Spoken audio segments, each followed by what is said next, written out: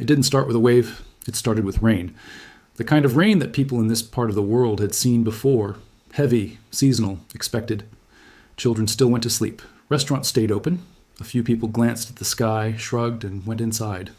By morning, the city was gone. Not destroyed in the way wars destroy things. Not burned or bombed or shaken apart. Just gone. Submerged. Swallowed by water that rose faster than anyone's ability to understand what was happening. Streets turned into rivers. Ground floors disappeared. People who went to bed on dry land woke up swimming. This is the story of Johnstown, Pennsylvania, May 31st, 1889. The day a dam upstream, privately owned, poorly maintained, and warned about for years, finally gave way and sent 20 million tons of water crashing down a valley at the speed of an express train. Over 2,200 people died in less than 10 minutes, and the people responsible never spent a single day in prison.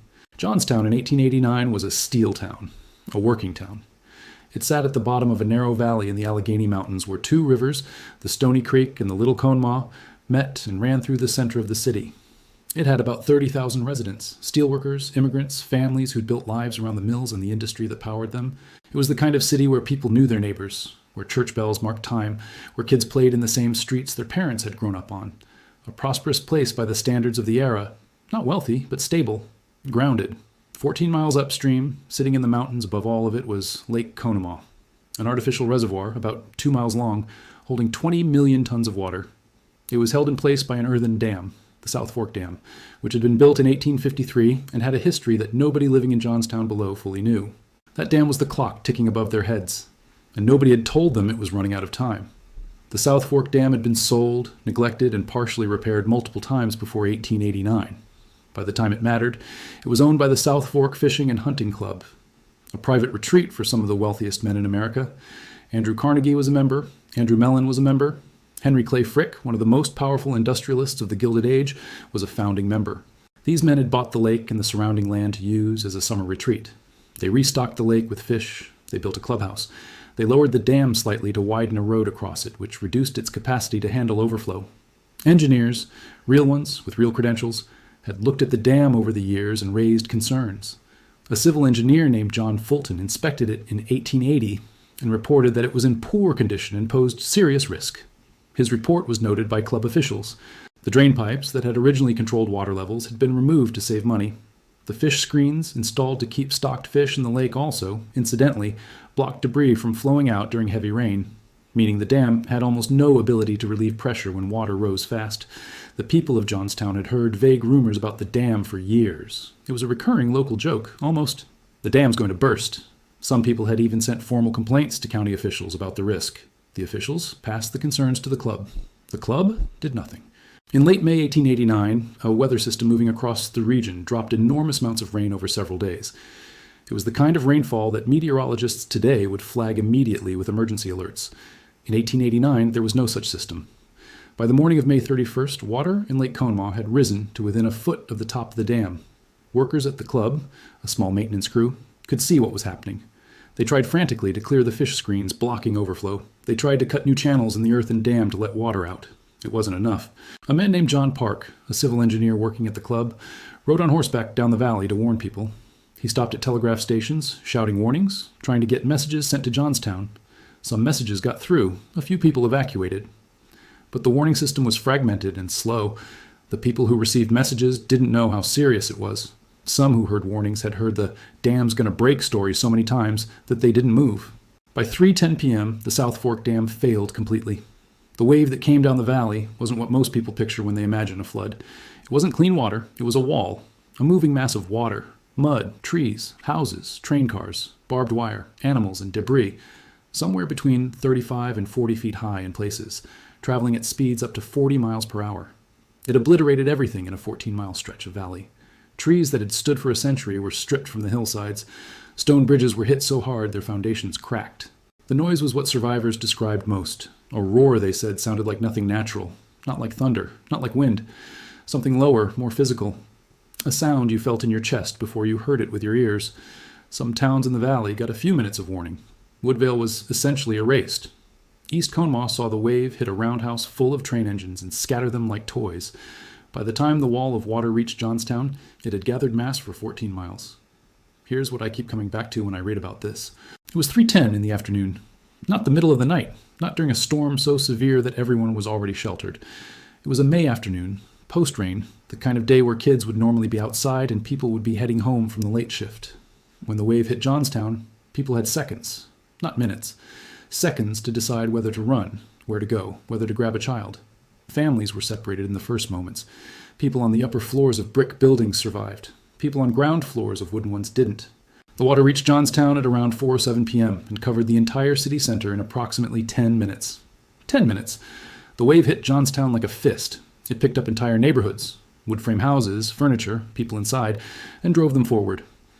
Survivors described being carried along inside the wave, riding debris, fighting to keep their heads above a surface that was constantly shifting and pulling under.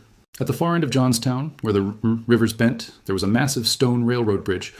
The debris pile-up against it became one of the worst moments of the disaster. Thousands of tons of wreckage, houses, trees, bodies, accumulated against the arches of the bridge, forming a dam of destruction.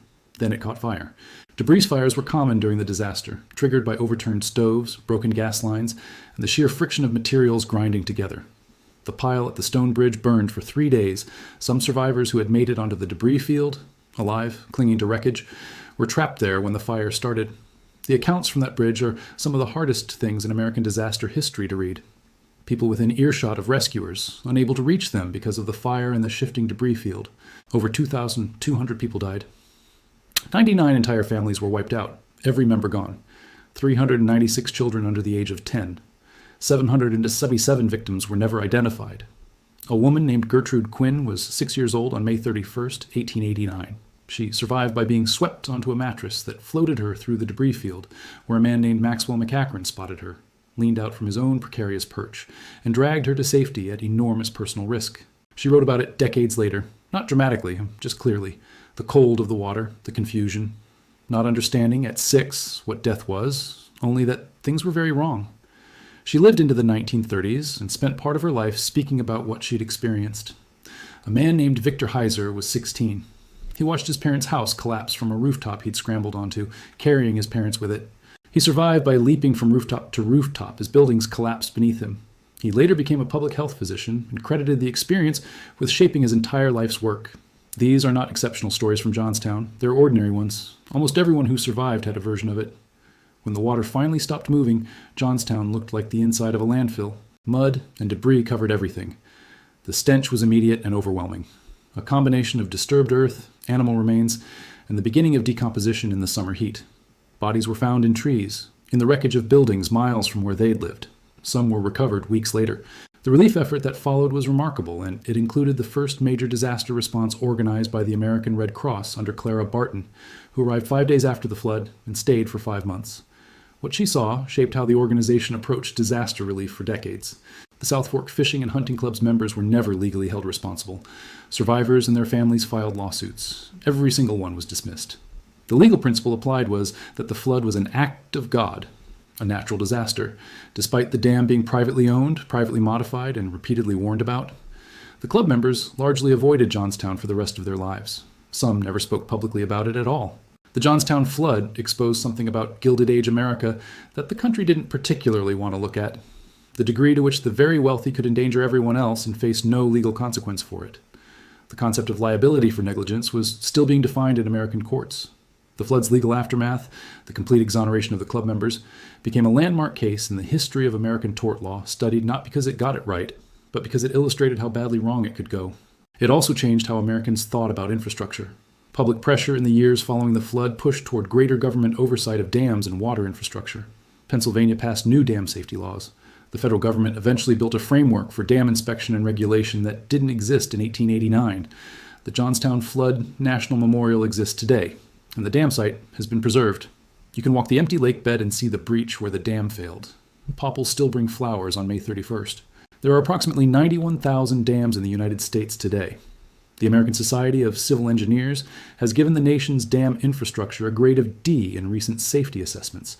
Roughly 2,300 of those dams are classified as high hazard, meaning failure would likely cause loss of life, and are in poor or unsatisfactory condition.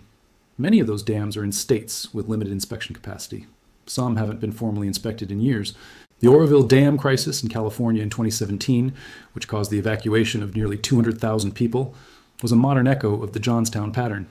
Infrastructure problems flagged years in advance, warnings deprioritized, emergency response scrambled at the last moment, a near catastrophe that didn't become a full one, largely through luck and rapid action. The specific technology changes, the pattern, aging infrastructure, deferred maintenance, warnings filed away and forgotten, stays exactly the same.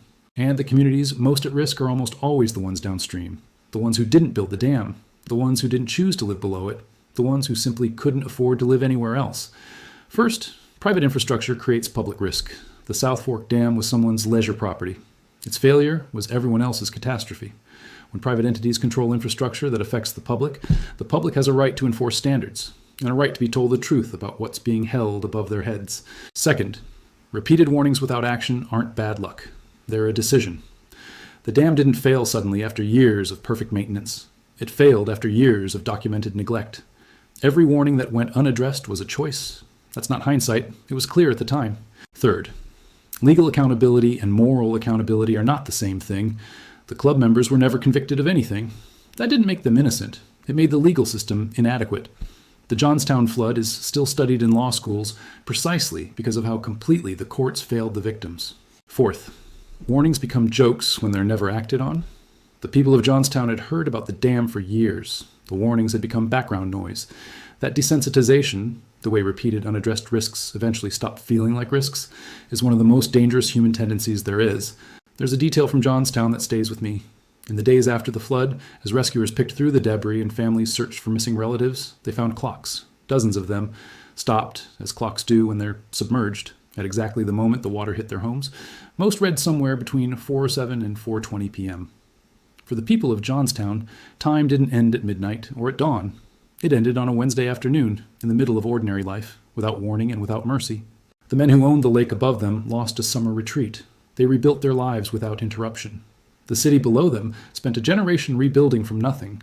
There's a certain kind of power that doesn't feel the consequences of its own decisions. It never has to, because those consequences land somewhere else, on someone else, on the people downstream. That's not a historical problem. That's a permanent one.